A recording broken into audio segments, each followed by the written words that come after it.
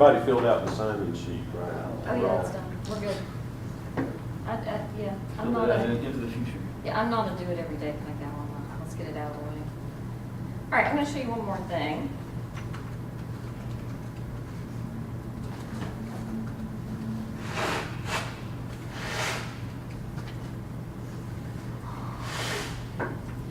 And I always Google it. Oh, yeah, I forgot to download I don't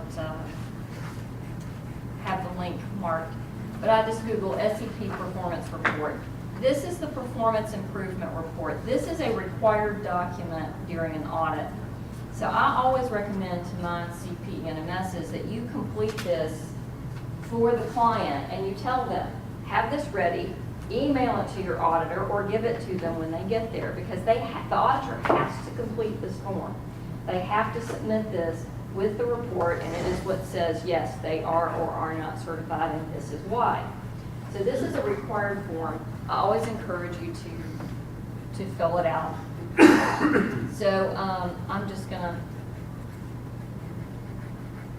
come up here a little bit. The first part of this is, you know, mind-numbing kind of stuff, you know, your name, address, square footage, you know, you don't have to fill that out, the client can do that. Email, phone number, blah, blah, blah. All right, so here's where I tell people to start. It's right here in line 43. So what is the baseline period? What is the reporting period? What is the achievement period? What is the level that you're trying to obtain? What is the SENPI? What is the performance improvement? Did it meet the requirements? What method was used? All of this kind of stuff is fairly simple. Then it comes down here and it says, these are the credits that it looks for that are related to the SENPI and the SENPI model, so that's what those are there for. Here's the other part that you want to do, starting at line 79. So they actually have to put in this information. The reporting period, the baseline period, the actual, the model, the sources, the R-squared, the p-values, the relevant variables used, and the p-value for the model. They have to fill out this form. Then you don't need the rest. But if you can take care of this block down here, this block right here,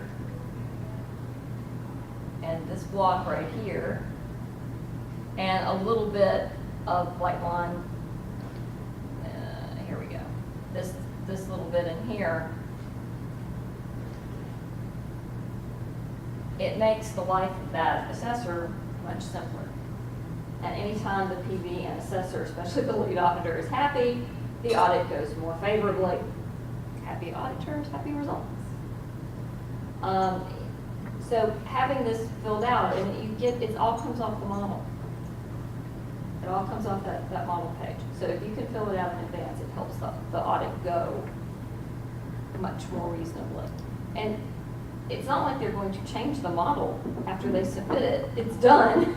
So go ahead and complete this form. It will make everybody's life a much happier day.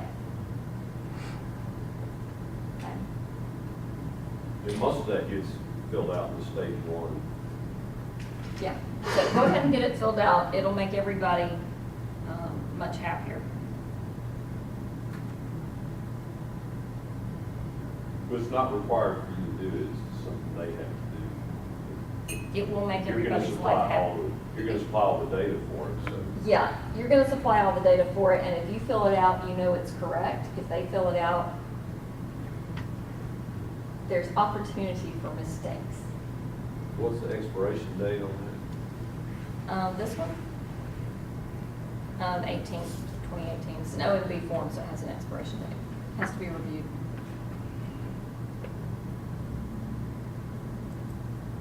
All right, and again, it's just in the Superior Energy Performance Improvement Report.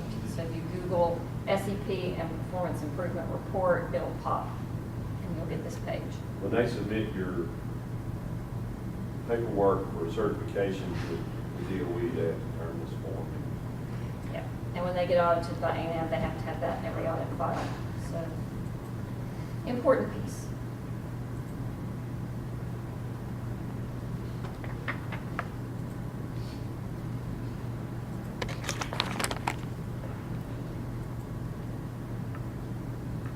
All right, so we're going to talk a little bit about some things that happen or go on in the standard itself. So we'll get away from our Excel spreadsheets for a little bit.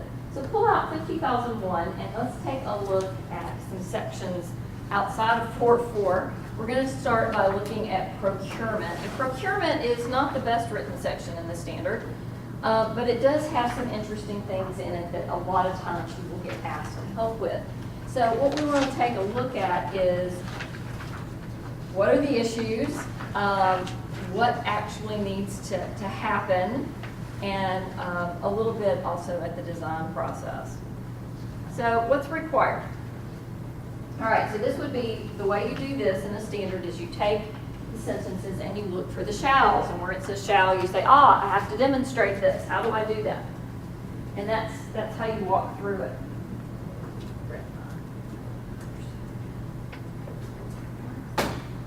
All right, so if we find procurement, everybody find that? Yep. All right. And you start looking at it, what's the first shall that we have to do? Inform suppliers. So let's talk about that one. And let's talk about the language. All right, so I have to inform suppliers. How do you do that? And who does it? I mean, this is as simple as wording on your forms. Could be on your POs that you send out. So who's usually sending out POs? Purchasing. Purchasing. Yeah, purchasing. So we've got to go and get purchasing involved. Now, purchasing is very used to communicating with suppliers about price. What do they know about energy? Not as much as they should. They use it. That's about it. So what is it you want them to communicate? So one of the first things that is important for you if you're helping the company implement is you're going to have to come up with, help the purchasing people come up with the messaging. What is it you want to communicate about energy? Because if you just tell them, go communicate energy is important, you know what you're going to get on your POs? Energy is important. That's exactly what's going to go on there. And yes, I have seen that in an audit. So, what is it you wish them to communicate about energy is an important role to serve. The second thing is to find out what their system is, how it works, and how you can actually meet this requirement. You have to communicate on SEU, significant energy uses. That's what the sentence says.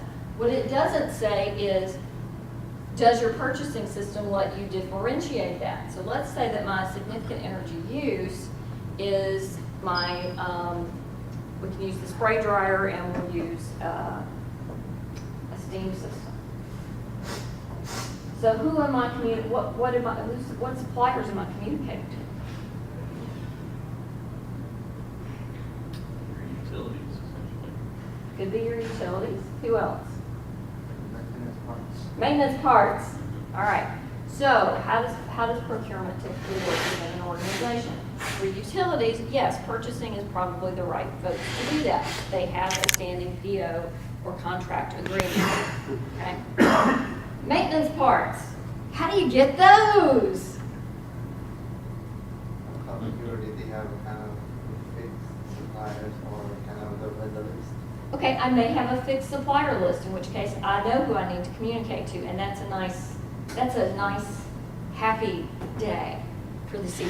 How else do I get them? How do you get them? Your repair person has them already, potentially. And what if they don't? What if they need an Oh, I O? was gonna say, but in that scenario, you may not have an influence over the procurement anymore. So what happens if they're going out to Home Depot to buy an O-ring? Or Lowe's to buy an O-ring? Because every organization has these wonderful little rectangular plastic things called credit cards.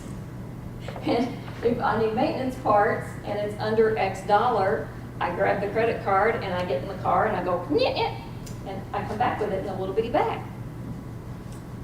So then how do you do that?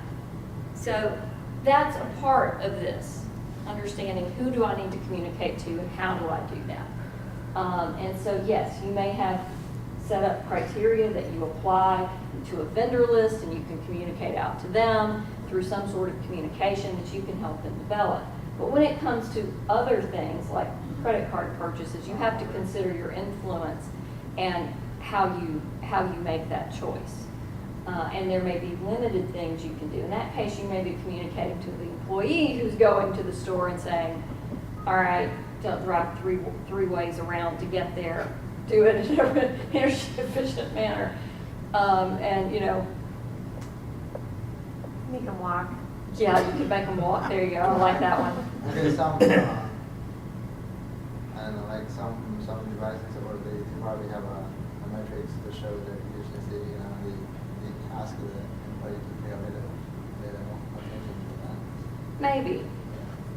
Typically, no. I mean, if you go to Home Depot or Lowe's website, or you go to Grainger's website, there's nothing there about energy. Oh, yeah, for example, the filters. Filters, they probably say, okay, my filter can work better, but, but you know, the resistance is still less, something like that, I don't know. Well, I mean, if they're grabbing a credit card and running over to Grainger's to grab something, they need it and they need it now. They're not going to really be going to get what they need, exactly what they need, and they're going to get typically a replacement of in kind. And they're not going to be sourcing. Purchasing is going to do that kind of sourcing. So you've got a couple of different things here you have to message. One, you got to figure out who to message to.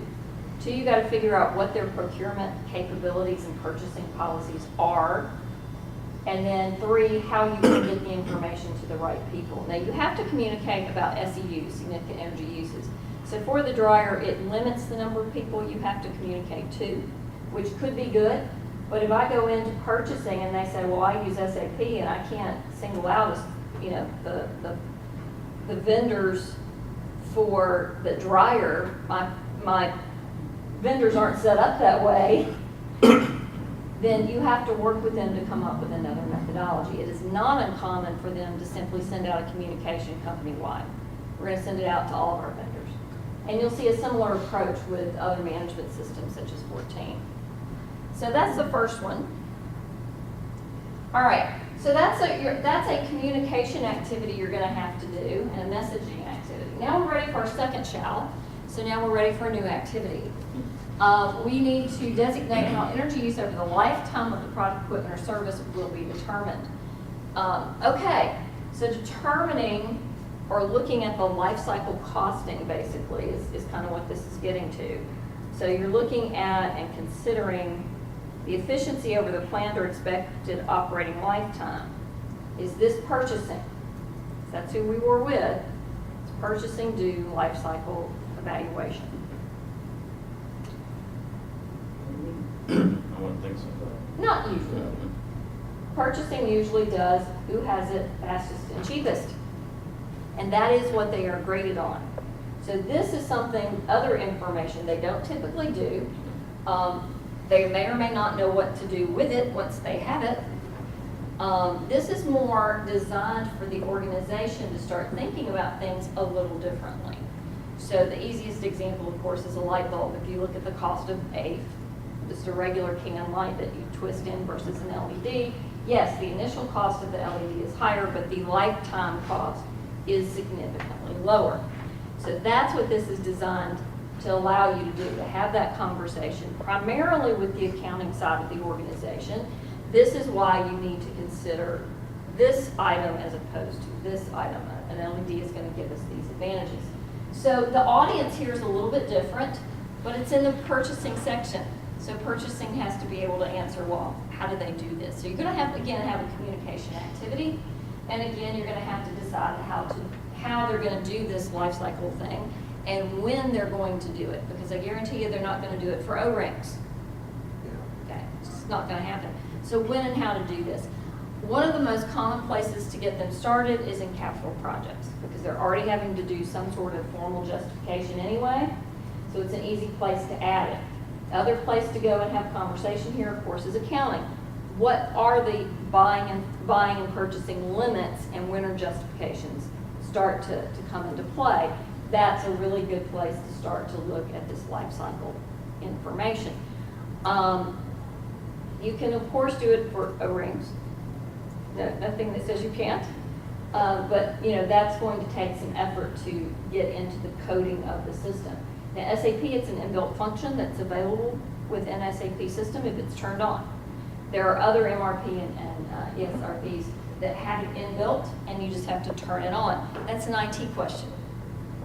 So the other target audience here would be the IT controls for that part of the software. Yeah, I was wondering how it would be communicated down to purchasing to override that, what they're evaluated on. Yeah. And it's a communications piece. It's a communications piece. And at this point, you are forming bridges, and you are forming bridges with unhappy people, because you are asking them to spend more money, and they're judged on cost.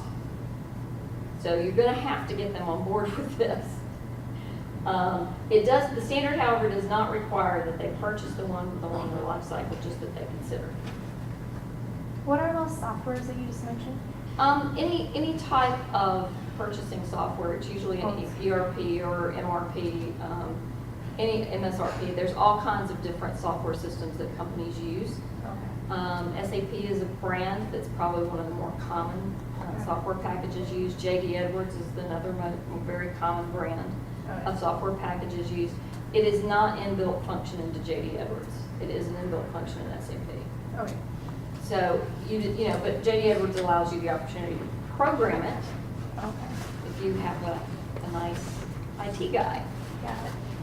But again, you're just going to have to talk. That's going to be an accounting, a purchasing, and an IT conversation. Sure. So the point here is we've had two shells, and we have multiple audiences and multiple communication bridges that we're making. So is it common to see the SES being done at minus purchase to people, or does someone else do it? Because like in capital investment projects, like usually there's more people involved in purchase. Purchasing, it depends on the organization. Some organizations have a very low threshold rate, and so procurement really is just handling primary things that are bought on a routine basis. Okay, I need to fill the silo up again. Silo 1 is low, silo 2 is low. I need to buy 1 and 2. 3 or 4 good. The next week maybe they buy 3 and 4. You know, they may have standard POs that they're working on, but other organizations, their buying and purchasing requirements are very different. Let's go to an automotive company that makes the modules for the automatic braking systems. It's all electronics. They're going to buy small lots, and they're going to buy high-end, high-expensive items. So purchasing is going to have high dollar value orders. And so they're going to be more closely evaluated, so there's going to be more documentation. On the other hand, their maintenance supplies are going to be primarily credit card, because they aren't the high dollar kind of purchases that they make. So it really depends on the organization and how they've set those thresholds as to who gets involved and when. There's also the issue of corporate purchasing. What do you do if the organization says, we don't buy anything, that's corporate? How do you demonstrate this requirement?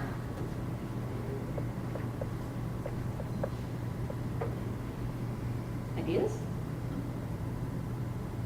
You can communicate purchasing requirements to corporate. You can show that communication between the site and corporate. So for example, if I have a plant that's got a company that's got 5 plants, let's pick on food company today. So we're making potato chips. And I've got a potato chip factory in Texas, and I've got one in Minnesota, and I've got one in Florida.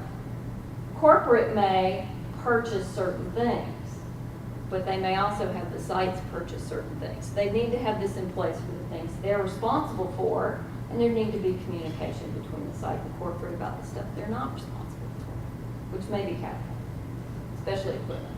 Right, and also like, so some of these things, like say the energy use over the lifetime, like, so the purchasing may not be like energy savvy. So They're not gonna be able to do that. You're gonna have to interface with accounting or with maintenance or somebody who's got the ability to make those calculations. And you're gonna have to set some sort of structure up on what kinds of things you're going to do those calculations on. Capital projects is a good starting point because it's typically already got documentation. High-end, then you have to look at their expense, their cutoff levels and say, okay, things below $1,000 that anybody can buy on a credit card, no, we're not gonna do that. But things in this range where there has to be a justification, you will see those calculations. There has to be some logic applied to how you do it. You could do it to everything, especially if you've got a software package where you click a button and it shows it. But then you would need to know it's calculating lifetime that includes energy as a consideration, not just lifetime from a cost perspective or sustainability perspective. So does SAP, when it does it internally, how does it take like energy? Does it take into account? It can, it's all in the settings, it's in the IT settings. It's got all kinds of options in there that you can turn on. I never saw this software before. This is actually my first time I heard of this software. It's one of the more popular software inside organizations. I mean, SAP is a great software tool, and set up correctly, it can do amazing things. Set up incorrectly, it can make your life a nightmare. So that's the SAP just do the purchasing management or do you do No, other things? it does lots of stuff. It does the customer management, the shipment, it's an entire, it'll manage everything from the customer order to the shipment and payment. Is it similar as the Salesforce? No, Salesforce is only contact management. It doesn't do anything. It just maintains records of contacts. SAP is going to manage your order entry, your POs, your payments, your receivables, your shipments. It manages the company. Salesforce just manages your phone calls. Actually, J.D. Edwards and SAP have maintenance modules. Yep, they have maintenance modules. It'll tell you exactly what needs to be repaired when and what the steps are to repair it. Yeah, it's a full-blown software system. J.D. Edwards and SAP are not the only two on the market, but they are the most Who's the common. other one? SAP? I think Oracle bought J.D. Edwards. I don't know if it's still out there. It is still out there, JD. I've got a company doing an upgrade to JD right now, the newest version. The newest version's kind of cool. They've all got cell phone apps and, it's kind of fun.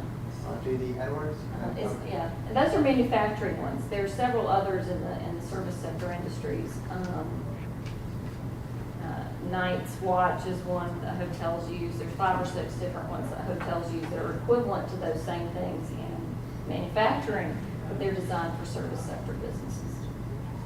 So I would think it would also have like energy tracking, right, energy consumption per month, right? You would think, but no. SAP does. No, it'll track, you can pull reports out. You can set up reports, but it doesn't do any of that.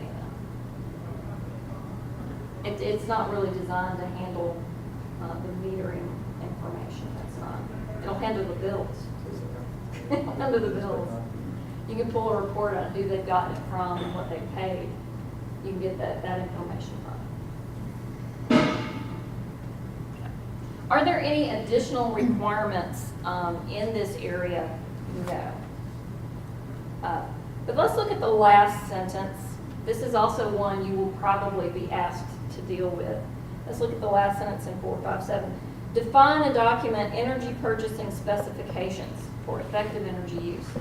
The most common audit question there is show me the specification for your electricity. Show me the specification for your propane. Show me the specification for your, and they'll go with fuel and other energy types or sources. So, where does an organization get their spec for their electricity? Well, what happens if they write one and their electricity supplier says, bah? You read it. That's correct. There's not a whole lot of choice.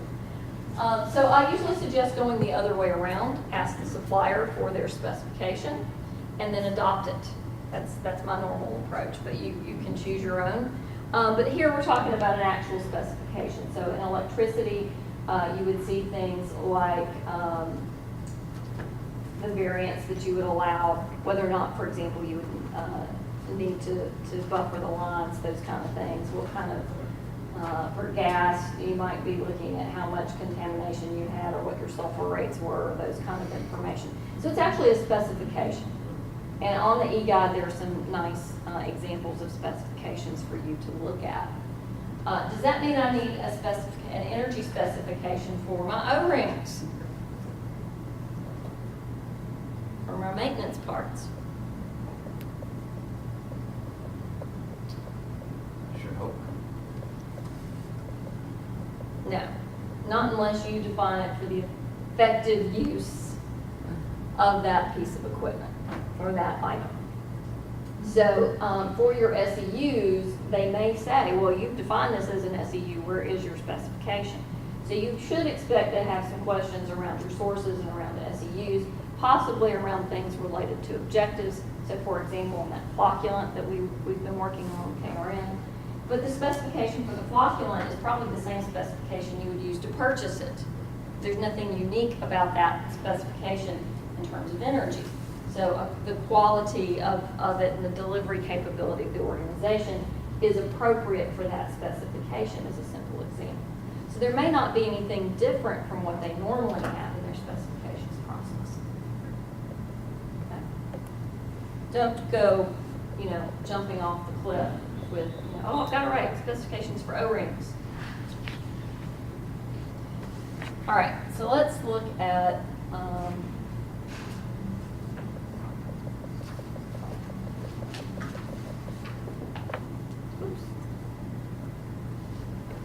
let's look at what energy performance is and how the auditor and how you as a CP should be looking at what kinds of things are affected by that relative to purchasing or design. These are all the different pieces and parts of energy performance. Okay, your SEUs, your ENPIs, your objectives and targets, your relevant variables, your actual versus expected. This is the list out of 461, measuring and monitoring. Okay, this is the list of minimum key characteristics for energy performance. That's where this list came from. So this is how they define energy performance in 50001. So you're making a connection between the things that impact these numbers and the things that you're purchasing. Like I said, your actual sources, your SEUs, that's where the auditor is going to go for those questions. It's harder. Objectives and targets is another one, especially if you're, like in this case, you're adding a flocculant system. We could ask, well, did you have a specification for your flocculant? In that case, it's going to be your typical quality specs. So there's really not any additional audit requirements there. They're not going to spend a whole lot of time on that. But they will ask about other things like your energy sources. If you were doing an objective, I think one of the others was on the dryer, that one they might ask for a specification and see if it impacted energy. And if you'd at least thought about it.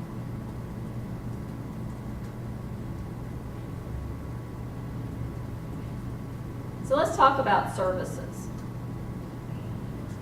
Because things aren't the only thing you purchase. And services are a favorite target, and so are the specifications for them by auditors. Let's take a look at why. Most companies do not manage their own HVAC systems. What do they do? Contractors! So for a hotel, I have a contractor that manages my HVAC system. What is my highest electricity use in the hotel? Yeah, heating and cooling. So they're managing my SEU. So I should have somebody who knows what they're doing. Okay. Okay, so that's kind of see how this works. In organizations who are manufacturers, it's not uncommon that they outsource maintenance, they outsource HVAC, they outsource a whole number of things. So you are going to have the experience in an audit. We will audit the contractors. And we do put them on the agenda. We do expect them to be available. We do expect them to have records. We do expect to have conversations with them. They're not included in the audit because they are contractors. They are front and center. So you need to be sure that when you're procuring services that you are considering the contractors. Now some organizations make that very easy. They put them in special color shirts. I can see all the guys in blue shirts are our maintenance contractor, all the guys in green shirts are somebody else. All of our workers are in these, gray things with these purple hats. You can usually tell apart in a manufacturing facility who's who. Hotels or service industries, it can be a little bit harder because they all tend to look the same. And it can be hard to say who's who.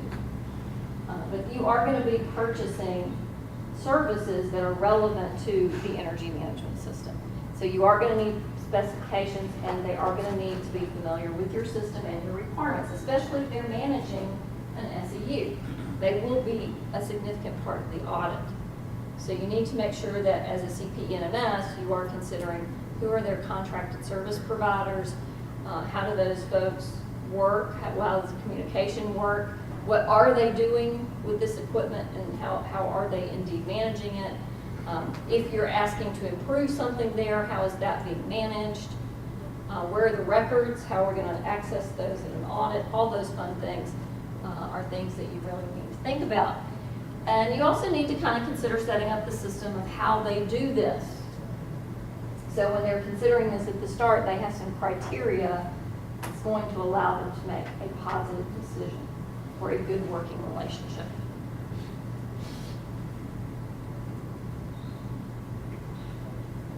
Things we typically audit: how are they trained? What is why do we think they're competent at being able to do their job? Have they done this before? Where are the records? We audit the contractors of an SEU just like we audit the employee of the organization. There is no difference in how they're audited. So it is important that they be able to communicate that information. I'll give you an easy example. We audited a pharmaceutical company not too long ago.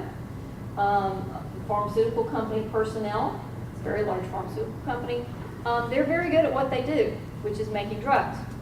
And if I wanted to know about the reaction rates, I wanted to know about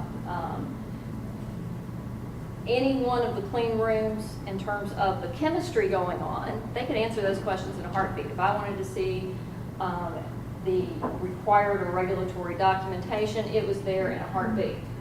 If I wanted to know how the air handling was managed, which was their SEU, they didn't have a clue. If I wanted to know about the water system, which was their other SEU, they didn't have a clue. Guess who did? Contractors. So we spent a lot of time with their contract services. I'm curious, for those, how do they evaluate the contracted performance? Do they have some meters on all the air units and chill water system, to say, okay, they're really operating pretty crappy, then they can get them fired, or they just come over there to make sure that works? It depends on the company. In the case of the pharmaceutical company, they were looking at performance. They had an asset management plan that they had agreed to, and they were looking to see that it was managed within that asset management plan. In their case, because they are so heavily regulated, there were also some regulatory ties to that. If you break a clean room seal in a pharmaceutical evaluation, you dump the entire batch that's in production. And a batch that's about as large as this bottle is about $10 million worth of product. So they understand risk very well, and their performance of that contractor is tied to the risk of having to dump a batch in a clean room, because there's 5 to 10 batches in each clean room. So you're talking about almost $1 billion of product if they screw up the air handling or the water. That's good. High risk. Yeah, so those contractors, it's the cleanest mechanical room I have ever been in. You could literally have eaten off the floor, and they tested the floor to FDA level. Steps, they steamed the floor every 3 hours. The air handlers had their filters changed every 4 days. It was serious overkill. But the risk was, very high. Other plants I've been in, it's not that high. They made pieces and parts, and they weren't making food product. They were making stuff like, let's pick on one of the companies that makes, that mesh stuff that you stick on the side of the road so that the ground doesn't fall out, and they spray grass on it. They make that. Not a very complicated product, not heavily regulated. no, we wouldn't want to eat off their floor. And yes, there's some of their services, similar services were also outsourced, and it really was, they were judged on, did they show up, and did they get it fixed within a certain amount of time? So it wasn't the same relationship, it wasn't, you know, we expect you to proactively know when and how to replace things, we expect redundant backups of redundant backups, we expect, you know, so it depends on what the organization needs as to how they manage those contractors. But that's a part of what you're gonna have to find out. I think the hospital needs to do the same thing. Because nowadays the hospital, they have, you know, a lot of people just trying to maintain the ORs, HVAC for the ORs, the steam system, and Yeah. water system. They need to Yeah, this can be something that really helps them. I mean, you've got these people coming on site, what makes you think they're qualified to be here? Yeah. What results are they producing? And the real question is, what results do you want from them? Yeah. 9 times out of 10, they've never asked that question. Usually when you start 50,001, this is one area where you start up front, it's gonna take longer. And most of the time, companies have never even asked that question. What do you mean, what do I expect of them? That's usually the response I get when I say, well, what do you expect out of I see you have a contractor for your HVAC system. What do you expect from them? What do you mean, what do I expect?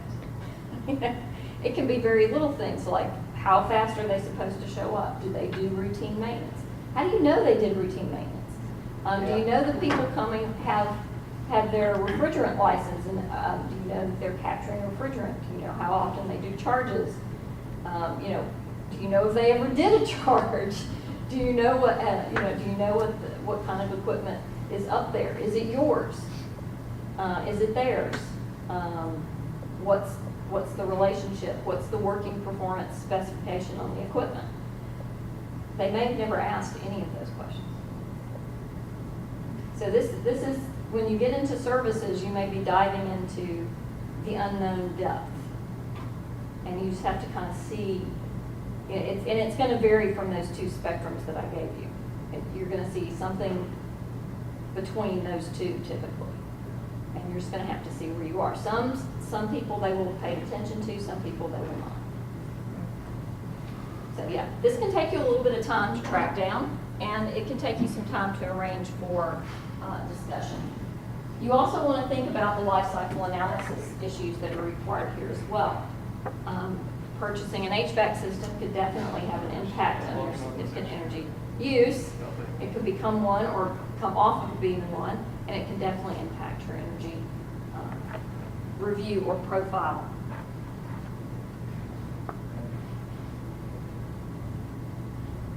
Oops, all right. So there's a lot of things that can impact energy performance. There's some examples. Establishing that criteria and making sure you have specifications for things that need specifications. And I guarantee you the purchasing people do not know what needs an energy specification. And they've never been asked that question. That is not in most normal procurement systems. So you are on a whole new world here for them. You're adding to their considerations, you're adding to how they evaluate their supply base.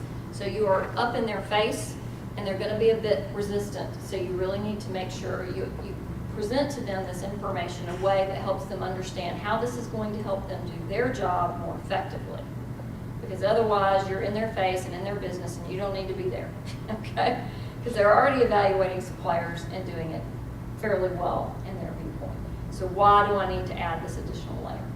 So be sure that you're, coming in with something, not adding a huge workload to them, and make sure that you're aware of their world. And this life cycle costing, this is a whole new thing. So they're not gonna know anything about that. Start with the accounting group first, and then move to purchasing after you have the accounting group on board. If they're not on board, if accounting's not on board, it's not gonna happen anyway. The other group to get on board is IT, to see if you can get a tool there. So that is asking purchasing to know how to calculate life cycle. That's a big lift. Having IT give them a button to press is a good plan.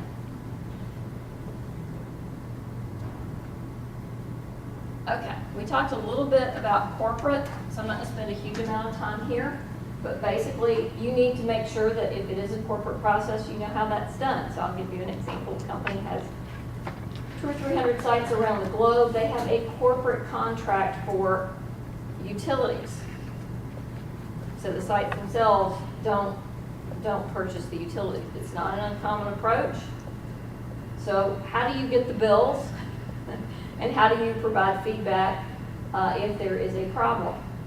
For example, accounting may decide it's a really good idea if you had an interruptible rate.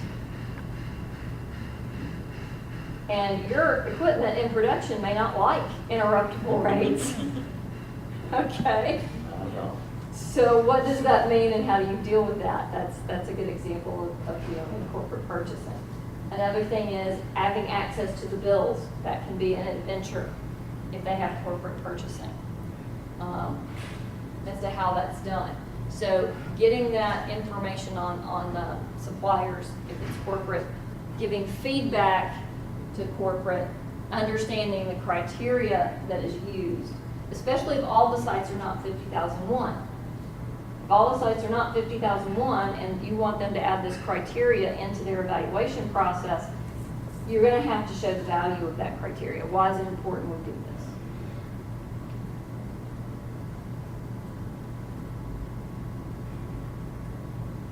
Okay, so your role, I can show you the slide, but I'll tell you what your role is a little bit differently. Your role is to build bridges and communications. Your role is to open eyes to new constructs, and that means that you have to build those bridges carefully and slowly. You have to first understand where they are, what's their current paradigm. You have to figure out who you need to engage and how you're going to get them to buy in, what's in it for them. If you can't provide what's in it for them, you are going to be lifting that entire bridge span at one big lift, and it's not going to work. So you've got to get all the players identified. You've got to find the benefits for them, and you've got to bring them along slowly. But communicating, getting something in place to communicate to all of your suppliers, especially services, can take time. So don't wait till the last minute to do this. You will be in trouble. This gives you some typical examples we've already talked about. The best way to get this into your processes, again, is to get them to agree that it has value. And once they agree it has value, they will incorporate it into their process. If they have a 9001 system, they probably already have this process documented. So all you need, you also need to get to the 9000 management rep in order to make that connection. If they do not, then they may not have this documented. This is not required to be documented. You don't have to write a book on how they purchase. What you do have to have are records. The records of the communications, the records of the criteria, the records of the specifications. So it is a records arena. But if they are 9000, they may have a documented process that you want to consider. If they have 14, they already do this for their significant environmental aspects. Just harvest that and see if you can apply it to energy. So that's an example of how you might get it into their processes.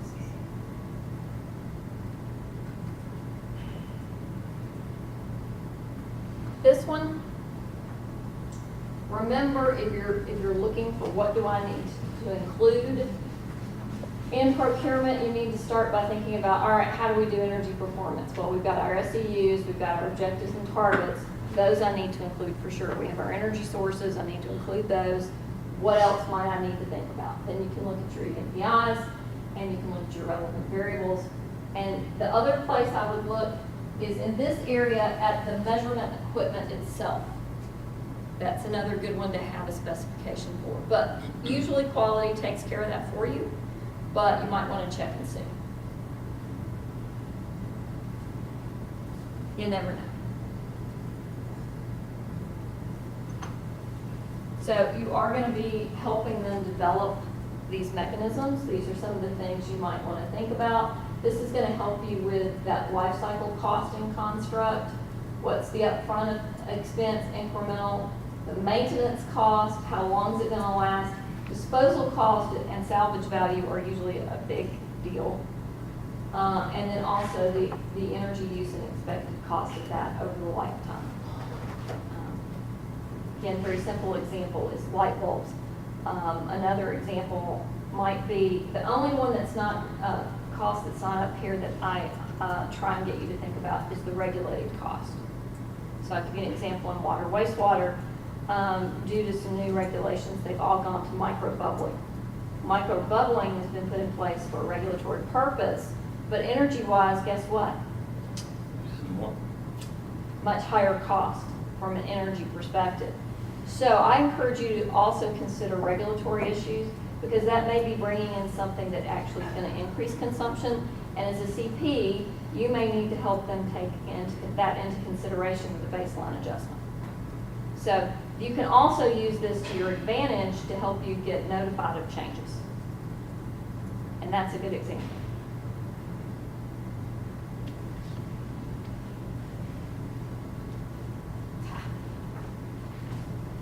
All right. It doesn't like me. All right. Let's talk about design and procurement. So the engineers designed the new water wastewater system with the micro bubblers, and you've gotten them to take into consideration all the different issues you think are important, even though it's using more energy. And then, woohoo, they throw the information over to procurement, who looks at the list and goes, oh, okay, I'll go out to my favorite 3 suppliers and see what they say. You've got to make some sort of connection between those capital activities and the purchasing and their consideration in the purchasing area for energy, because it may not be in the normal specification outputs of design. When you think of design process outputs, they don't always think about what's involved. And corporate doesn't either. I have a company where corporate designed the process, specced the equipment, had it brought in, and guess what? It's the wrong phase. Okay? All equipment across all countries are not equal. You know, it's not uncommon for companies that have corporate sites to move equipment from location to location as they move processes around. When that equipment is brought in, it wasn't purchased, but it is a new thing that the facility or need to take into consideration now. There's been a change in facility equipment systems and processes, so you have to look at it. Doesn't mean it's going to run on U.S. power, for one thing.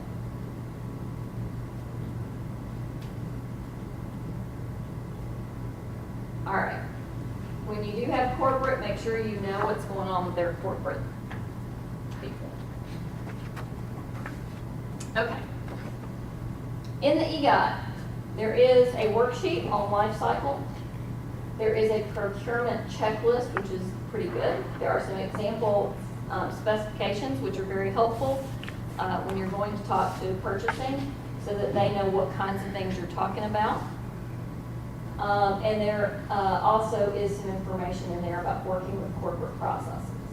So in the EGOT, there are some really nice resources for you to use in this particular area. That was a lot. Information, questions, concerns, happiness, unhappiness? I'm still struggling with the idea of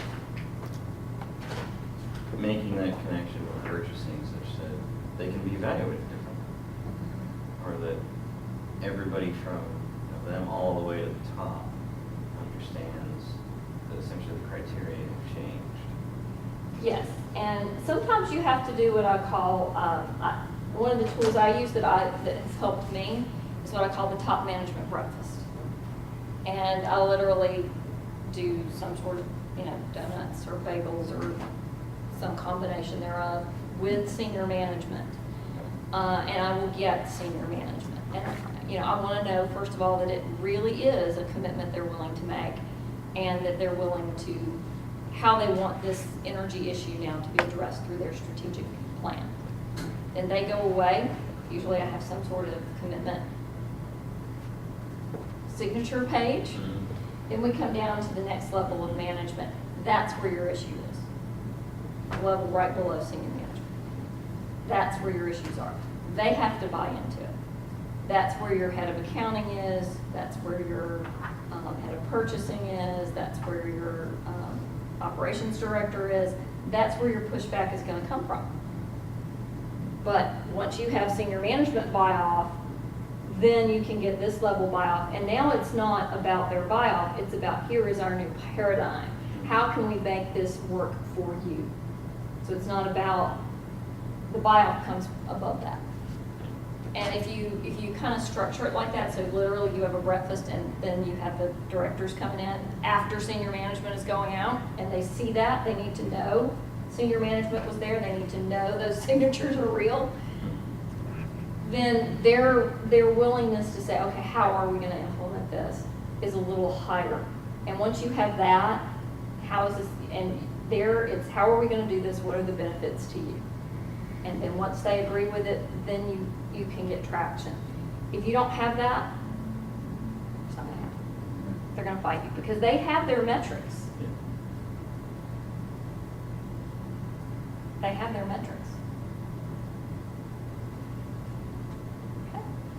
All right, everybody looks like they're about, they're doing this. Ugh. So let's, if you stand up, like on your feet,